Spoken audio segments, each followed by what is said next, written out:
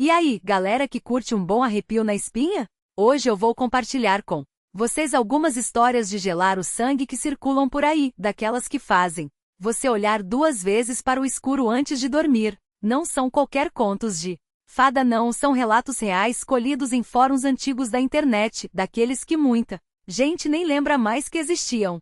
E olha, aposto que a maioria de vocês nunca ouviu falar dessas histórias, porque na época muitos ainda estavam mais preocupados com brincadeiras de criança do que com mistérios sinistros. Claro, deve ter algum canal por aí que já explorou esse tema, mas hoje a gente vai mergulhar fundo nesses casos de uma forma que vai deixar você com a pele arrepiada. Antes de começar, se acomode bem, pegue um lanchinho para distrair os nervos, porque você vai precisar, e não esqueça de acompanhar o canal e as redes sociais, onde rolam histórias exclusivas que não entram nos vídeos e você fica por dentro de tudo que está por vir. Agora prepare-se, porque o que você vai ouvir não é invenção de roteirista nem daquelas lendas que alguém inventou para assustar os outros. Isso aconteceu comigo, com meu irmão e nossos amigos. Cada palavra aqui é verdadeira, sem exagero, sem dramatização. Os fatos estão na mesa, e cabe a você decidir o que acreditar. Eu cresci em um daqueles lugarejos perdidos no meio das montanhas de Utah, tão isolado que a civilização mais próxima ficava a horas de distância. Nossa casa ficava encravada em um cânion, e se você saísse pelo quintal, atravessasse um campo de uns 180 metros, chegaria a um rio e uma pequena área de mata. A gente chamava aquele lugar de fundo do rio por motivos óbvios. Era verão, e eu estava prestes a completar 16 anos. Nossa casa era o ponto de encontro da galera, sempre tinha festa, gente pra todo lado, e no final da noite, sem falta, acendíamos uma fogueira no quintal. Era aquele clima, violões tocando, risadas, o brilho das estrelas e o crepitar do fogo. Até que em uma dessas noites, alguém sugeriu contar histórias de terror. Um dos meus melhores amigos morava a uns quilômetros dali, mais abaixo na estrada,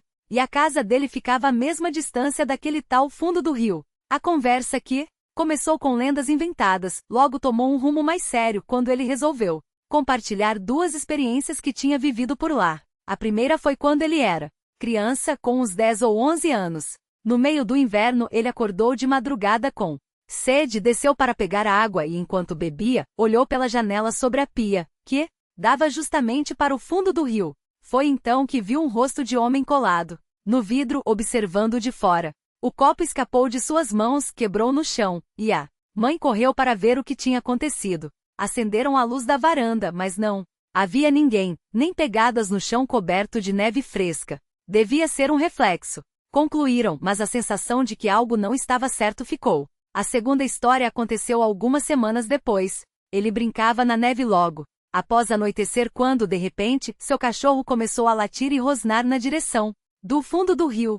Ele olhou em volta, não viu nada, mas sentiu um frio na barriga, como se algo estivesse errado.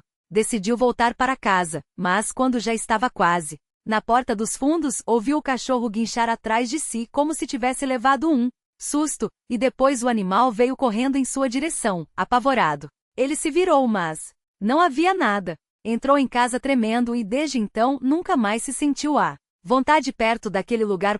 Claro que, sendo um bando de jovens cheios de testosterona e vontade de provar coragem, alguns amigos não pensaram 2 vezes antes de sugerir uma expedição até o fundo do rio. A noite estava clara, quase cheia, com boa visibilidade. 5 deles se ofereceram para ir primeiro, deixando o resto de nós, uns 15, perto da fogueira. Passaram-se uns 10 minutos, tempo insuficiente para chegar lá e voltar, mas eles retornaram correndo, falando que tinham visto alguma coisa. Nada demais. Afinal, era comum avistar vacas, veados ou até coiotes por aquelas bandas. A gente riu, acalmou os ânimos e voltou para a música. Mas tinha algo estranho no ar. Um amigo do meu irmão, um cara grandão, quase 2 metros e mais de 100 quilos, que estava sentado de costas para o fundo do rio. Parecia nervoso desde que o grupo tinha voltado. Ficava se virando o tempo todo, como se esperasse que algo aparecesse atrás dele. Não era típico dele.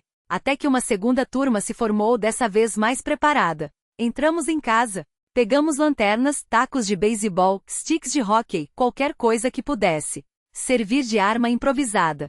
Éramos uns 10, incluindo eu. Caminhamos em direção ao fundo do rio, e quando estávamos pela metade do caminho, uma sensação pesada me invadiu. Não era medo comum, era algo mais profundo, primal, como se cada instinto do meu corpo gritasse para voltar. Já tinha sentido algo parecido anos antes, quando apontaram uma arma para mim e eu soube na hora que minha vida estava em risco. Foi então que ouvimos um assobio baixo, quase como o vento nas árvores, mas ainda estávamos longe da mata.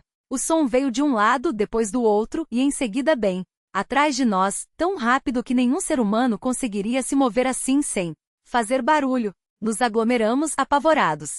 O assobio se repetiu, e dois amigos com lanternas iluminaram o lado esquerdo. Por uma fração de segundo vimos uma silhueta escura, entre 1 e 1,20 metros de altura, com dois pontos vermelhos brilhantes, onde deveriam estar os olhos. Antes que pudéssemos reagir, a coisa desapareceu em uma velocidade inumana. Não precisamos combinar nada, saímos correndo de volta para casa como se o inferno estivesse em nossos calcanhares. Ao chegarmos, a decisão foi unânime. Ninguém queria ficar ali por mais um segundo. Apagamos a fogueira da maneira mais rápida possível. Sim, você leu certo, alguns de nós simplesmente fizeram um círculo e, bem, usaram o que tinham à mão para garantir que não sobrasse nem uma brasinha. Pulamos nos carros e saímos em disparada. Uma hora depois, meu irmão e eu voltamos para casa. Ao entrar no quintal, demos de cara com a fogueira acesa novamente, como se ninguém tivesse mexido nela. Já de cabelo em pé, pegamos a mangueira para apagar de vez e notamos algo ainda mais bizarro. Toda a lenha que estava empilhada a alguns metros dali havia sido jogada dentro da fogueira. Não tinha explicação, mas a história não para por aí. No dia seguinte, tivemos o tradicional almoço de domingo em família. Meu pai cresceu nos anos 50 na casa ao lado e quando meus pais perguntaram como tinha sido a noite anterior, meu irmão respondeu: foi legal, mas duvido que alguém queira voltar. Por quê? Vocês viram o Bugiman? Perguntou. Meu pai, sério. Meu irmão riu. É, papai, a gente viu o Bugiman. E então, para nosso espanto, meu pai respondeu: sério? Eu também já vi. Eu tinha uns 9 anos na época. Estava doente com febre, mas me lembro como se fosse hoje. Olhei pela janela no crepúsculo e vi uma figura escura perto da caixa de correio. A cabeça ficava um pouco abaixo do topo da caixa e os olhos brilhavam em vermelho. Meu irmão e eu nos entreolhamos, sem palavras. Ele já tinha me contado o que aconteceu na noite anterior, mas naquele momento soubemos. Nosso pai não estava inventando nada. Algumas semanas depois, estávamos outra vez reunidos em volta de uma fogueira no quintal quando, de repente, notamos um clarão estranho vindo do fundo do rio. Entramos no carro e fomos até perto da casa do meu amigo. De lá, vimos que a área estava em chamas. Chamamos os bombeiros, mas como eram terras públicas, resolvemos nos aproximar enquanto eles não chegavam. O fogo não era forte e, quando chegamos mais perto, vimos que eram apenas algumas linhas de grama, queimando em um círculo de uns 3 metros de diâmetro. Achamos que daríamos conta de apagar com os pés, mas ao observar melhor, um dos meus amigos subiu em uma árvore e depois de alguns segundos soltou: gente, isso aqui é uma estrela de 5 pontas. O mais assustador, o fogo já devia estar queimando há pelo menos 20 ou 30 minutos.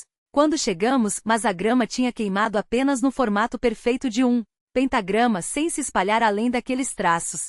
Era como se algo, ou alguém, tivesse controlado cada centímetro daquelas chamas. E não acabou. Dias depois, descobrimos que alguns anos antes a polícia tinha prendido um grupo de pessoas no fundo do rio por era adoração ao diabo. Eles queimavam pentagramas no chão com regularidade e no centro sacrificavam animais. Em menos de um ano, essa história se espalhou pelo vilarejo como um incêndio, transformando-se em uma lenda urbana que todos conheciam, mas poucos ousavam mencionar em voz alta. Foi na primavera que meu irmão teve um curso de mitologia na faculdade. O projeto final era criar um mito original. O professor, ciente da história do fundo do rio, sugeriu que ele a usasse como base, dando-lhe uma profundidade que só a mistura entre realidade e ficção poderia oferecer. Meu irmão então mergulhou na mitologia grega e esculpiu um personagem sombrio, Nefus-Golfin, ou simplesmente Gol, um mortal amaldiçoado por Zeus por seu envolvimento com Hera, condenado a vagar como um demônio fluvial, uma criatura presa entre os mundos, alimentando-se do medo daqueles que ousavam se aproximar de suas águas. Mas uma lenda não se sustenta sem provas. E foi aí que a coisa desandou. Decidimos recriar aquela primeira noite, uma fogueira com 15, 20 pessoas. Guitarras, histórias de terror e, é claro, as lendas de Go. Chamamos de ritual, mas, na verdade, era uma isca. E pelo que parecia, algo mordeu o anzol. Depois de horas de canções e risos forçados, resolvemos que era a hora. Armados com uma câmera de visão noturna, um holofote potente, lanternas, pistolas de paintball e uma dose cavalar de paranoia, nos dirigimos ao fundo do rio. Cada passo era mais pesado que o anterior. A metade do caminho já era suficiente para que aquele medo primal voltasse. Não o medo de um susto, mas a certeza gelada de que algo nos caçava. Desta vez não havia assobios. Só o som de algo rápido cortando o ar perto demais de nós. Nada que as lanternas ou a câmera conseguissem capturar. Ainda assim, seguimos em frente. Estávamos a uns 18 metros do leito do rio, onde um pequeno morro separava o campo da água. Quem ia à frente parou de repente e pediu o holofote. Quando a luz cortou a escuridão, ela estava lá. Uma figura negra, pequena, não mais que 1,20 metros de altura, com 2 pontos vermelhos brilhantes onde deveriam estar os olhos. Parecia uma criança encapuzada, mas tão densa em sua negrura que mais parecia um buraco no tecido da realidade. Não se movia. Só nos observava. Vocês estão vendo isso? Alguém gritou, a voz quebrada. O operador da câmera, em pânico, repetia apenas: foca, caralho, foca. Ela deu 2 passos lentos em direção a uma árvore próxima, desapareceu atrás do tronco, e não saiu do outro lado. Não houve discussão. Não houve coragem. Só pânico puro. Corremos como nunca. Antes, tropeçando na escuridão, até chegarmos ao quintal de casa, onde uma cerca de arame farpado nos separava da segurança. A luz da casa brilhava como um farol, e acreditamos por um instante tolo que estávamos a salvo. O operador foi o último a pular a cerca. Enquanto fazia, ainda filmando, algo fez virar-se bruscamente antes do salto. Quando todos estávamos do outro lado, ofegantes, resolvemos revisar a gravação. No início nada. Só escuridão, risadas nervosas, o som dos nossos passos. Até chegarmos ao morro. A câmera se recusava a focar. Tudo borrado. O operador abaixa, olha para o chão.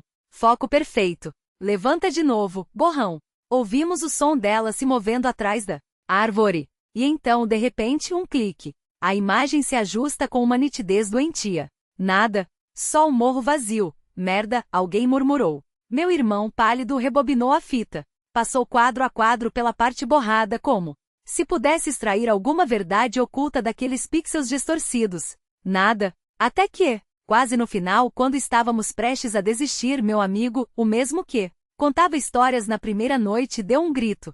Para, volta. E lá estava. No exato momento em que o operador pulava a cerca, a câmera, sem querer, virou levemente para a esquerda, capturando o quintal. E ela estava lá. A mesma figura negra, os mesmos olhos vermelhos, a menos de 1,5 metro de distância da cerca. Dentro do nosso quintal. Nenhum de nós tinha visto. Nenhum de nós tinha sentido. Mas a câmera flagrou. Naquela época gravávamos em fitas VHS. Meu irmão e meu amigo editaram o material criando 2 cópias, uma para nós, outra para o professor, como parte do projeto. Anos depois, quando resolvemos reviver aquela noite, a fita tinha desaparecido. Procuramos em cada canto da casa. Nada. Desesperados, ligamos para o professor de mitologia, que costumava exibir a gravação em suas aulas.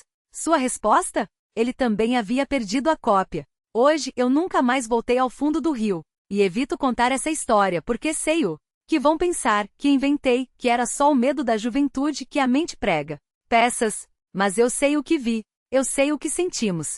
Era real. E seja lá o que fosse, aquilo queria nos matar. O verão seguinte me trouxe de volta à cidade depois do primeiro ano na faculdade. Consegui um emprego como faxineiro em um cinema local no turno da madrugada, das 4 horas às 10 horas. O lugar era novo, construído no início dos anos 90 com 3 salas grandes, 4 médias e 3 pequenas. Minha função? Limpar todos os cinemas. Enquanto a cidade ainda dormia.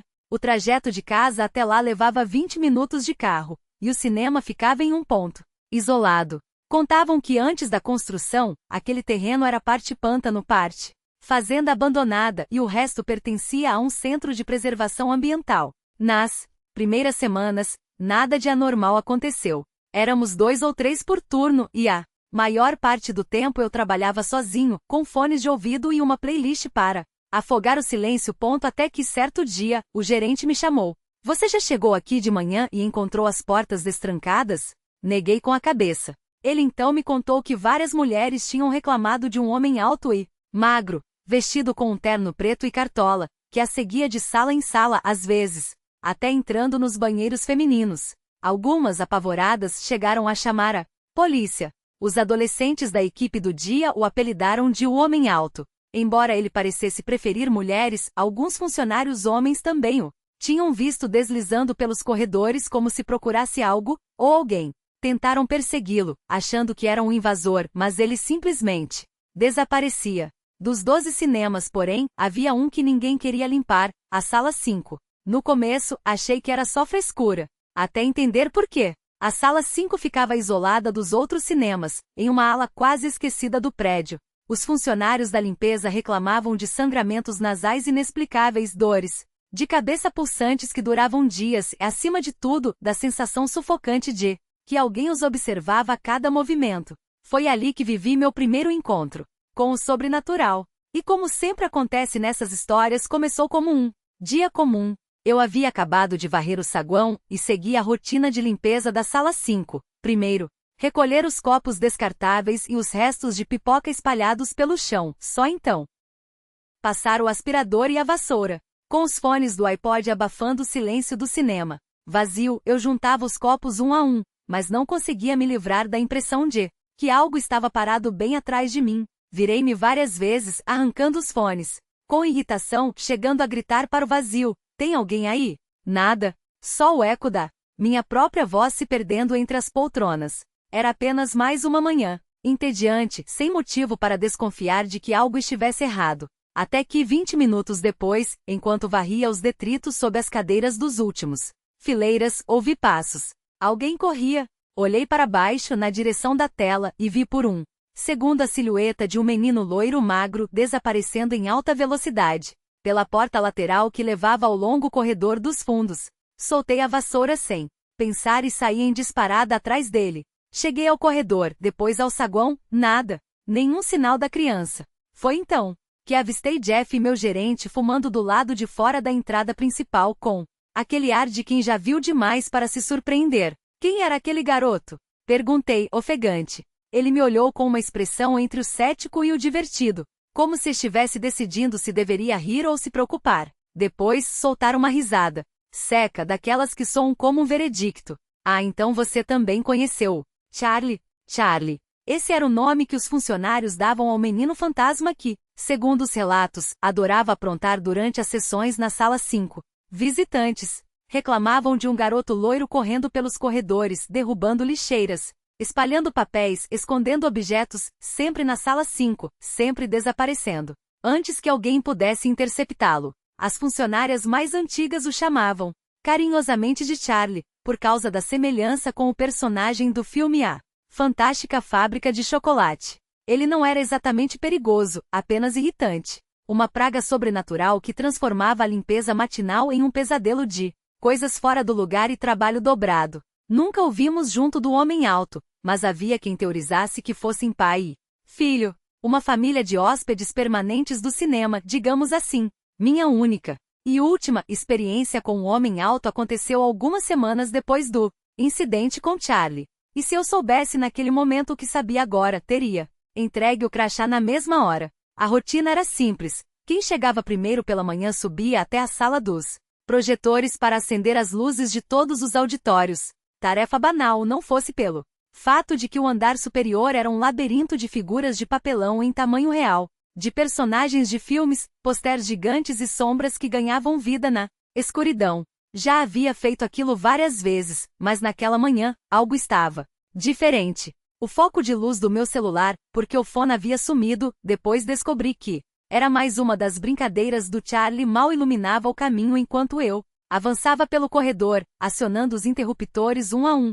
Na noite anterior, eu havia passado a madrugada acordado, assistindo a reruns de O Show de Andy Griffith, e a melodia tema ainda ecoava na minha cabeça. Assobiava distraidamente enquanto caminhava até que ela parou. O ar ficou denso. A sensação de estar sendo observado, que antes era só um incômodo, agora era certeza. A alguns metros à frente, na área dos projetores dos cinemas IMAX, uma das figuras de papelão me encarava. Não era incomum o lugar. Estava cheio delas, então ignorei, estendendo a mão para o próximo interruptor. Até que ela se mexeu. Meu sangue gelou. O que eu havia tomado por mais um corte de papelão era, na verdade, a silhueta encurvada de uma figura humana. E ela assobiava. A mesma melodia de Andy Griffith, só que distorcida, arrastada, como se saísse de uma garganta que não era feita para produzir sons.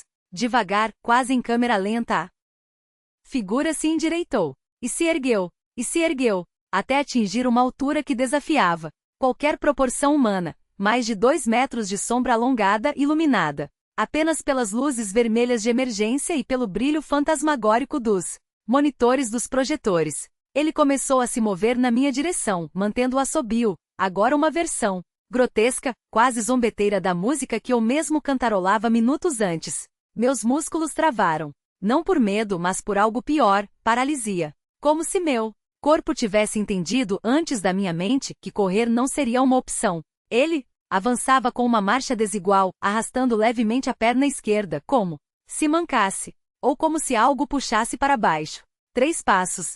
4. Ele parou. Algo, ou alguém, chamou sua atenção. Viu girar lentamente o torso na direção de uma porta no final do corredor, a que levava à sala de controle principal. Foi o suficiente para quebrar o feitiço que me prendia ao chão. Virei-me e corri, descendo as escadas aos tropeços, como se o próprio ar estivesse tentando me segurar. Fiquei parado na entrada, tremendo, até que os primeiros funcionários começaram a chegar. Quando contei o que havia acontecido, receberam a história com uma mistura de resignação e humor negro. Ah, é só o homem alto. Ele não faz mal a ninguém. Como se isso fosse um consolo. Como se a mera existência daquilo não fosse motivo suficiente para nunca mais pisar naquele lugar. Não esperei para descobrir se eles estavam certos. No mesmo dia preenchi meu pedido de demissão. Música distorcida ao fundo? Anos antes, quando eu tinha por volta de 13 anos, meus avós tinham uma casa à beira de um lago, escondida em uma península coberta por uma floresta tão densa que a luz do sol mal conseguia furar a copa das árvores. Como passavam metade do ano na Flórida, eles deixavam o lugar à disposição dos filhos, meus pais e tios, que o usavam como uma espécie de refúgio de verão. E era ali, entre os troncos retorcidos, o cheiro de terra úmida, que se escondiam os segredos daqueles riachos. Eles serpenteavam pela mata, desaguando em um corpo d'água largo e escuro que lambia os fundos da propriedade. Em alguns trechos, as correntes cavavam poços profundos com águas paradas e uma visibilidade que se perdia depois de 1 metro de profundidade. Um desses lugares, meu favorito, tinha algo entre 3,5 e 4 metros de profundidade, segundo minhas medições infantis, e provavelmente exageradas. Aos 13 anos, tudo parece maior, principalmente quando você está com medo. O que tornava aquele poço ainda mais tentador era uma corda grossa amarrada a um galho alto de um carvalho. Você se balançava, ganhava impulso e, no momento certo, soltava-se no ar, caindo de cabeça na água escura. Era o tipo de brincadeira que, em retrospecto, parece uma sentença de morte disfarçada de diversão. Mas na época eu só vi aventura. Até a noite em que decidi testar meus limites.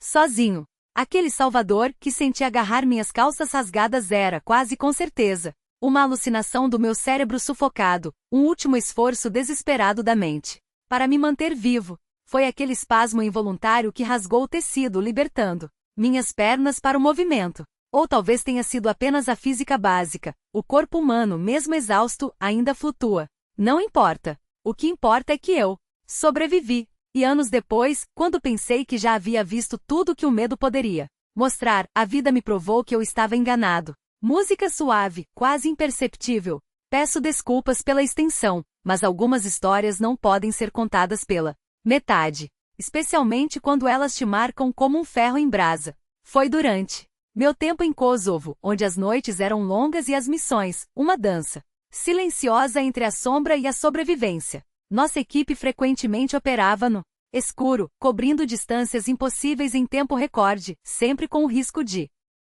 sermos descobertos. E como em toda boa história de terror, havia uma lua cheia para iluminar o palco. Naquela noite éramos 7, 4 veteranos e 3 novatos que ainda aprendiam a mover-se como fantasmas. Eu fechei a formação com ele à minha frente, um soldado, em quem confiava cegamente. Nossa missão era simples: infiltrar uma área remota, confirmar o trânsito de munição e desaparecer antes do amanhecer. 17 quilômetros de terreno aberto, uma lua generosa e arrogância de quem já havia feito aquilo antes. Nada poderia dar errado. Os primeiros 10 quilômetros passaram sem incidentes, até que, ao nos prepararmos para cruzar o último trecho antes do ponto de extração, ouvi algo. Um ruído seco, como galhos quebrando a 50 metros de distância. Ele também ouviu. A coluna seguiu em frente. Os novatos no centro ainda não tinham o instinto de verificar as costas a cada 20 passos. Ficamos para trás, cobrindo um ao outro em avanços curtos. O som se repetiu. Ordenei que ele alcançasse o grupo enquanto eu ficava para trás, imóvel, ouvindo. Foi então que vi os arbustos tremendo. Não era o vento. Não era um animal. Era algo. Observando. Fiquei parado por 2 minutos intermináveis, controlando a respiração, os dedos apertando a arma. Quando ele e os outros voltaram para cercar a área, não havia nada. Nem pegadas. Nem sinais. Só o riso abafado dos colegas. Vocês dois estão ficando velhos para isso.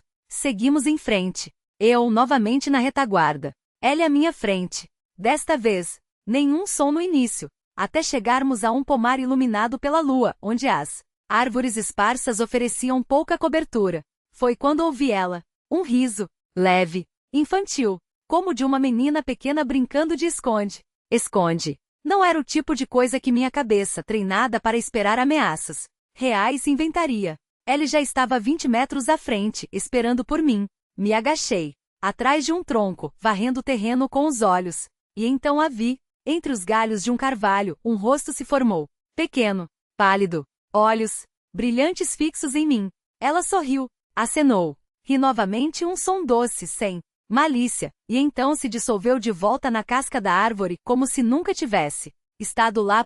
Meu sangue gelou. Não contei a ninguém. Corri para alcançar ele, engolindo a bile que subia pela garganta. Você está perdendo a cabeça, repetia mentalmente. Estresse. Cansaço. A mente prega peças. 2 semanas depois, enquanto acompanhava um grupo de sapadores na mesma região, eles encontraram um campo minado recém-plantado no caminho que crianças usavam diariamente para ir à escola. Desarmaram as bombas. Salvaram vidas. Eu me senti útil pela primeira vez em semanas. Até voltar à base e encontrar minha equipe retornando daquela mesma área maldita. Ele não estava rindo, enquanto os outros zombavam.